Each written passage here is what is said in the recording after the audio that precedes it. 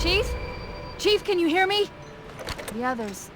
The impact. When you first crash land in after that first level of Halo, and you stumble out of this crashed Pelican into this huge, beautiful, peaceful valley, and you suddenly see the horizon doesn't curve downwards away from your vision, it curves upwards into the sky.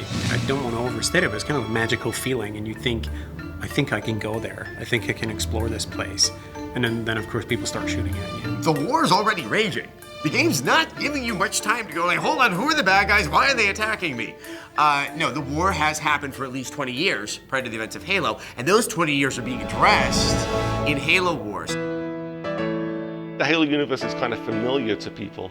It's a classic science fiction story. It's, it's aliens, it's Armageddon. It has a big epic feel to it. They didn't just make a story, they made a whole world. They've definitely fleshed it out enough that, there's characters, there's story, there's worlds, there's actually a whole universe that you're a part of. There's all this cool kind of archaeology vibe going on with the Forerunner artifacts. There's all these really neat aliens that you haven't quite seen before.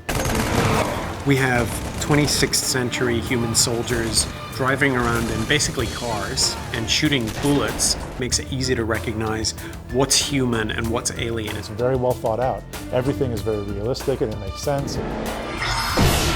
The amount of content is much larger than what's actually seen in any of their games. A good actor usually comes up with a backstory for their character, even though the audience will never know it. If we have it bottomed up and if we believe it, then it's going to make for a more believable and more cohesive universe for the player.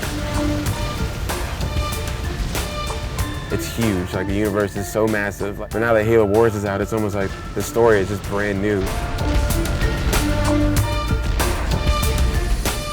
If you're a huge Halo fan, you've probably read some of the books, the graphic novels. The fact that Halo novels have been on the New York Times bestseller list is very surprising and very unusual. It can't be taken lightly to just add a new story. Especially with Halo, there's so many fans that if there's some discrepancy, they're gonna know it immediately, and everyone's gonna know it. In our case, we're a prequel. How are we gonna lead into the story that the people already know? How are we gonna set the foundation that makes you go, oh yeah, so that's how this came about? Often in Halo, you can look up and see a space battle going on around you, or evidence of a broader, larger conflict. In Halo Wars, you're controlling that larger conflict. We pull back, you're 40 feet off the ground. You step back and really see this world. There's not just a one Master Chief going through. Halo Wars is a strategy game that kind of abandoning the idea of having one main character, which means it's really about the universe and the fiction. It's very, very daring, though I think it's also a very sensible approach because it does allow for a different storytelling technique. It took us a little while to figure out how to do that in a way that felt like it was still Halo. Halo Wars is set 20 years before the events of Halo 1, 5 years after war has broken out between the Covenant and UNSC. This is telling the story of Harvest, which is where the humans first made contact with the Covenant. In the Halo universe, the planet Harvest used to be the farm planet for the UNSC, the humans in space. And then the Covenant show up and blow the hell out of it. It's kind of a nuclear winter, it's kind of a husk. Well, okay, not really much left here, but there is something left there at this time. There is something valuable on the planet's surface, and Spirit of Fire has been sent to investigate what that is. Okay, so we're at Harvest. The Spirit of Fire has arrived, and we've been told to reactivate Alpha Base. As we arrive on the map, though, bad things are happening. The first battle in Halo Wars is set on Harvest, which is the location for Joe Staten's novel, Contact Harvest. It's famous in Halo lore for being at that meeting point of the two forces. But I think that looking at it as if it were real history is one of the things that helps it feel tightly mapped to the Halo FPS universe. It's the start of the war between the UNSC and the Covenant.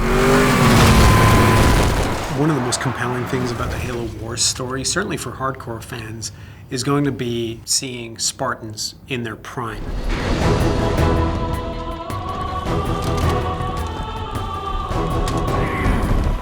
Let's go.